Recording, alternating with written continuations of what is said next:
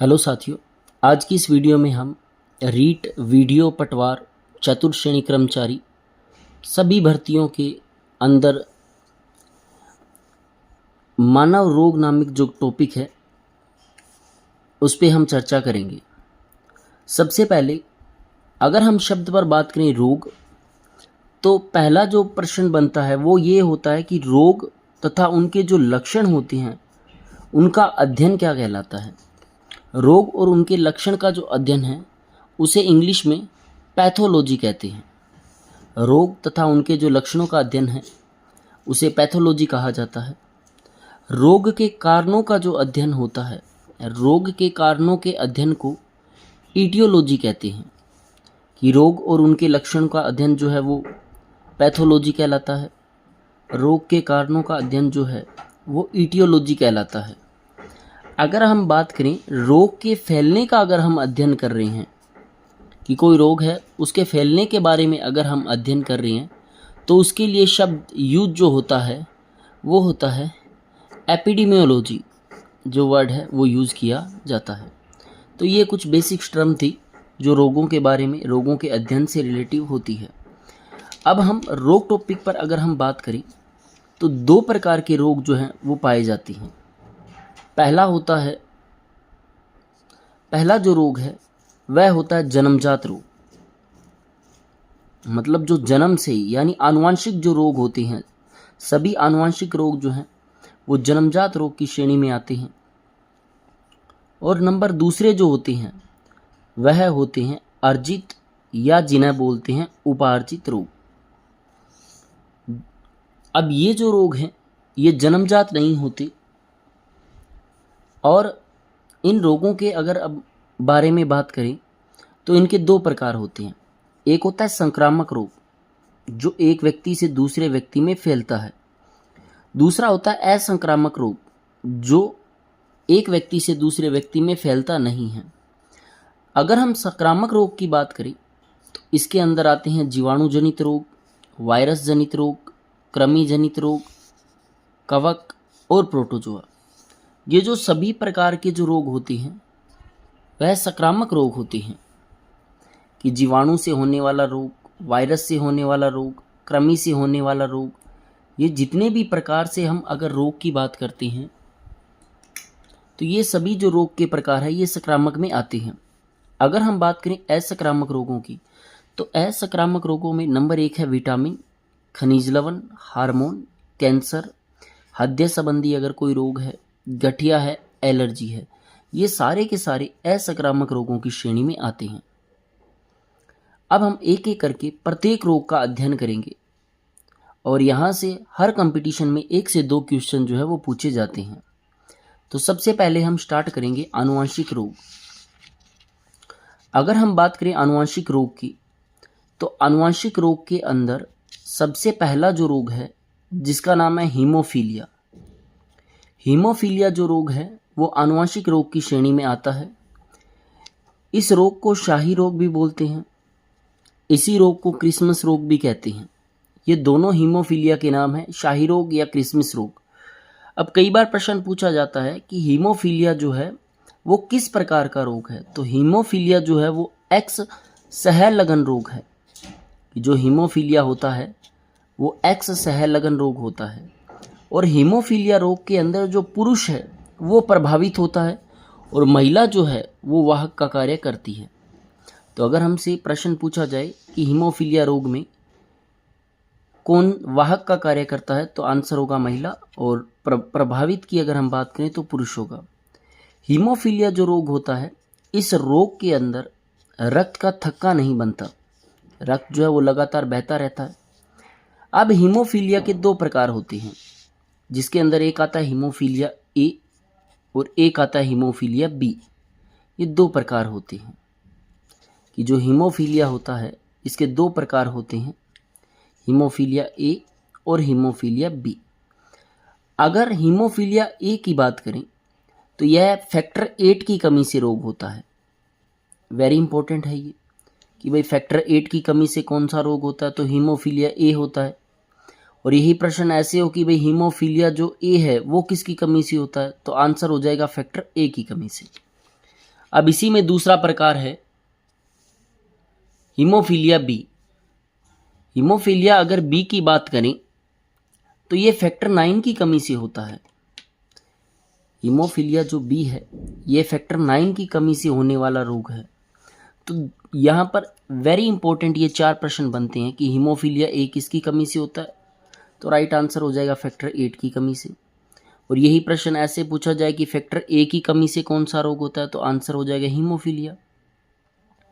Haemophilia B की कमी से अगर रोग पूछे तो आंसर हो जाएगा फैक्टर 9, और फैक्टर 9 की वजह से हीमोफीलिया बी रोग होता है। अब आनुवंशिक रोगों की इसी कड़ी में दूसरा जो रोग होता है उसका नाम है वर्णांता। वर्णांता जो रोग है इसके अंदर व्यक्ति लाल व हरे रंग के अंदर अंतर नहीं कर पाता। कि जो वर्णांता रोग होता है उसके अंदर व्यक्ति जो है, जो ग्रसित व्यक्ति है इस रोग से, वो लाल और हरे रंग में अंतर नहीं कर पाता। और वर्णांता जो रोग है ये भी एक प्रकार का एक्स संलग्न रोग होता है।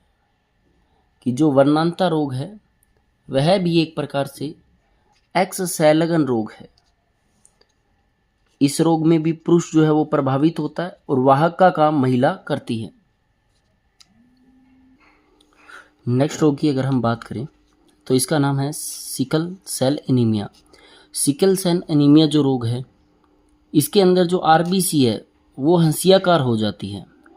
ये इंपॉर्टेंट क्वेश्चन है कि ऐसा कौन सा रोग है जिसमें आरबीसी जो है वो हंसियाकार हो जाती है, तो उसका आंसर होगा सिकल सेल एनीमिया। कि सिकल सेल एनीमिया ऐसा रोग है जिसके अंदर आरबीसी जो है उसका आकार हंसियाकार हो जाता है। और जो सिकल सेल एनीमिया रोग से ग्रसित व्यक्ति होता है उसको कभी भी मलेरिया नहीं होता। कि सिकल सेल एनीमिया रोग से जो ग्रसित व्यक्ति है उसको कभी भी मलेरिया नहीं होता। फिर एक बार क्वेश्चन पूछा गया था आरएस भर्ती के अंदर कि ऐसा कौन सा रोग है जिसके अंदर यूरिन जो है वो काला हो जाता है, तो यूरिन काला होता है एल कैप्टोनूरिया रोग के अंदर। एल कैप्टोनूरिया, ठीक है ना। अगर अपने इसको याद रखें, कैसे याद रख सकते हैं, काला और नूरिया की बात करें यानी यूरिया, यानी यूरिन जो है वो काला हो जाता है एल कैप्टोनूरिया रोग के अंदर। तो ये 4 रोगों के बारे में हमने बात की। सबसे पहले हीमोफीलिया रोग जिसके अंदर हमने फैक्टर 8 फैक्टर 9 के बारे में पढ़ा। उसके बाद में वर्णांता रोग, फिर सिकल सेल एनीमिया और फिर एल कैप्टोनूरिया। अब हम नेक्स्ट रोग के बारे में बात करेंगे। नेक्स्ट रोग का नाम है फिनाइल कीटोनूरिया। जो फिनाइल कीटोनूरिया है इसके अंदर जो वृक्क है ये काम करना बंद कर जाता है। यहाँ से भी आरएस भर्ती के अंदर क्वेश्चन आया है, ऐसा कौन सा रोग है जिसमें वृक्क जो है वो कार्य करना बंद कर देता है या फेल हो जाता है, तो उसका नाम है फिनाइल कीटोनूरिया। और इसके अंदर जो बच्चा होता है वो मंदबुद्धि वाला होता है। नेक्स्ट क्वेश्चन है, अब 3-4 प्रकार के सिंड्रोम पाए जाते हैं, जैसे Turner syndrome, Klinefelter syndrome, Patau syndrome, Edward syndrome और डाउन सिंड्रोम। सबसे पहले टर्नर सिंड्रोम की मैं बात करूं तो इसके अंदर 45 गुणसूत्र होते हैं, 44 प्लस XO गुणसूत्र इसमें पाया जाता है। और इस रोग से जो ग्रसित जो महिलाएं होती है उन महिलाओं में पुरुषों के लक्षण जो है वो दिखाई देते हैं। कि जो टर्नर सिंड्रोम रोग होता है 45 गुणसूत्र होते हैं और इस रोग में जो महिलाएं होती है उनके अंदर पुरुषों के समान जो लक्षण है वो दिखाई देने शुरू हो जाते हैं। फिर नेक्स्ट आता है क्लाइनफेल्टर सिंड्रोम। क्लाइनफेल्टर सिंड्रोम की अगर हम बात करें तो इसके अंदर 47 गुणसूत्र होते हैं, 44 प्लस XXY। और इस रोग के अंदर जो पुरुष होते हैं उन पुरुषों के अंदर महिलाओं के लक्षण दिखाई देने शुरू हो जाते हैं। तो टर्नर सिंड्रोम में तो महिलाओं में पुरुषों के लक्षण आएंगे और क्लाइनफेल्टर रोग के अंदर पुरुषों के अंदर महिलाओं के जो लक्षण है वो दिखाई देने शुरू हो जाते हैं। नेक्स्ट आता है पटाउ सिंड्रोम। 13वें जोड़ी गुणसूत्र में जब वृद्धि होती है तो उसकी वजह से पटाउ सिंड्रोम नामक रोग होता है। और वहीं अगर 18वें जोड़ी गुणसूत्र में वृद्धि हो जाए तो इसकी वजह से एडवर्ड सिंड्रोम नामक रोग होता है। इसी में आगे 21वीं जोड़ी गुणसूत्र में वृद्धि से डाउन सिंड्रोम नामक रोग होता है, जिसे मंगोलिज्म भी कहते हैं। इस रोग को मंगोलिज्म भी कहते हैं। और इसी के अंदर एक और सिंड्रोम का जो रोग है जिसका नाम होता है कैट क्राई सिंड्रोम। ये जो कैट के क्राई सिंड्रोम जो होता है, ये पांचवें जोड़ी जो गुणसूत्र है, पांचवें जोड़ी गुणसूत्र में एक भुजा विलुप्त हो जाती है। एक भुजा जो है वो विलुप्त हो जाती है। जो पांचवें जोड़ी गुणसूत्र जो होता है उसकी एक भुजा लुप्त हो जाती है। इसे कैट क्राई सिंड्रोम भी कहते हैं। अब हम नेक्स्ट जो प्रकार पढ़ेंगे उसका नाम होगा संक्रामक रोग, और वेरी इंपॉर्टेंट संक्रामक रोग है। संक्रामक रोग के अंदर सबसे पहला हम पढ़ते हैं जीवाणु जनित रोग, और बहुत सारे कंपटीशन में यहाँ से प्रश्न पूछे जाते हैं। जैसे कई बार पूछ लिया जाता है कौन सा जीवाणु जनित रोग है, कौन सा नहीं है, कौन सा वायरस जनित है।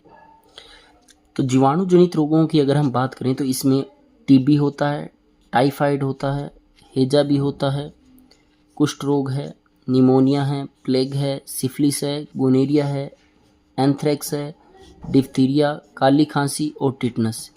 ये जो रोग है ये पाए जाते हैं इसके अंदर।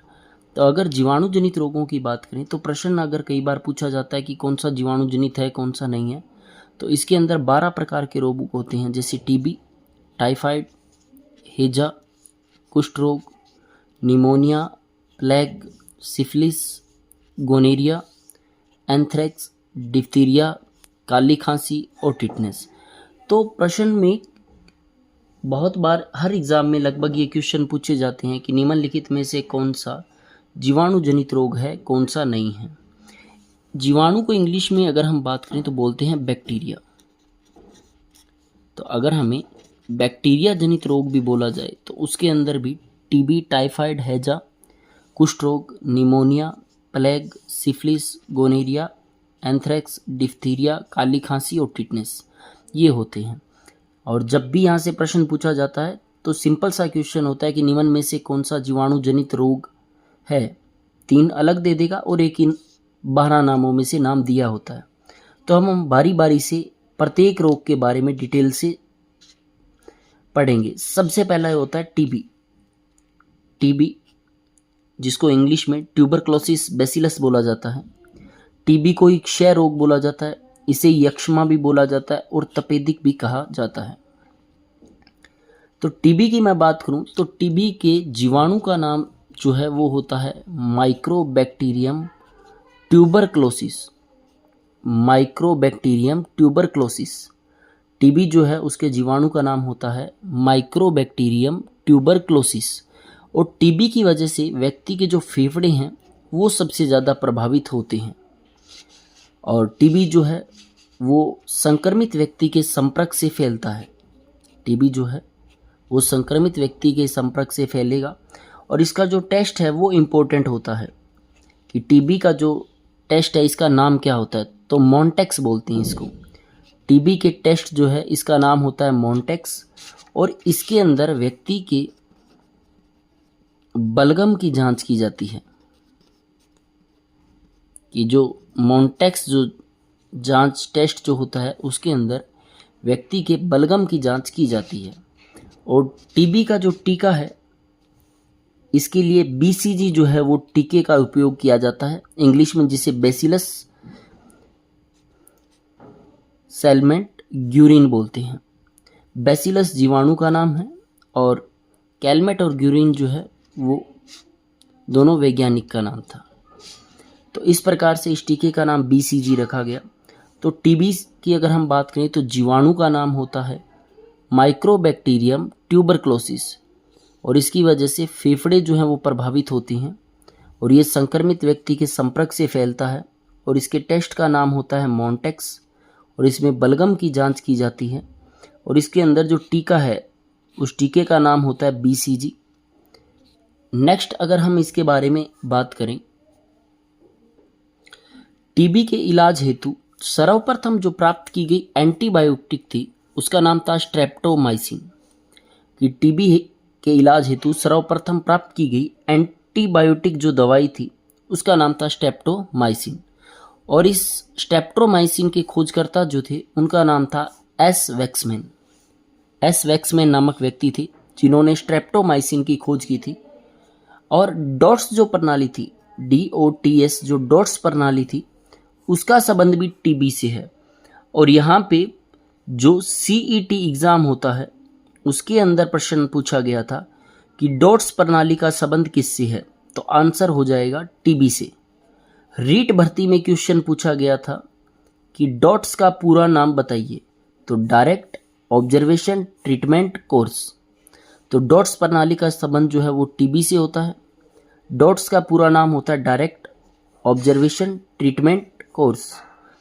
इसी में एक क्वेश्चन और जो रहता है कि जो सर्वप्रथम खोजी गई एंटीबायोटिक दवाई थी उसका नाम था पेनिसिलिन, और पेनिसिलिन जो है उसके खोजकर्ता थे अलेक्जेंडर फ्लेमिंग, और इसकी प्राप्ति जो है वो पेनिसिलियम नोटेटम कवक से की जाती है। तो ये वेरी इंपॉर्टेंट क्वेश्चन है कि भाई सर्वप्रथम खोजी गई एंटीबायोटिक का नाम क्या था, तो पेनिसिलिन।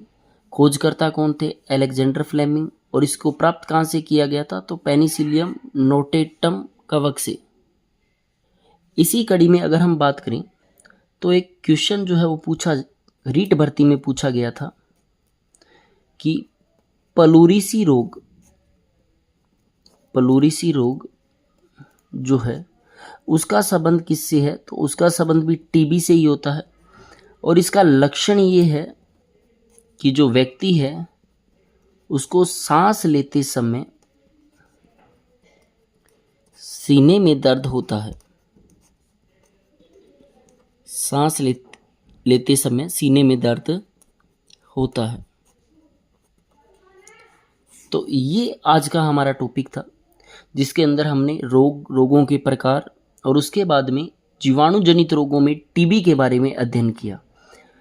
अगली कक्षा में हम टाइफाइड और अन्य जो जीवाणु जनित रोग है, वायरस जनित रोग है, उन पे चर्चा करेंगे। धन्यवाद।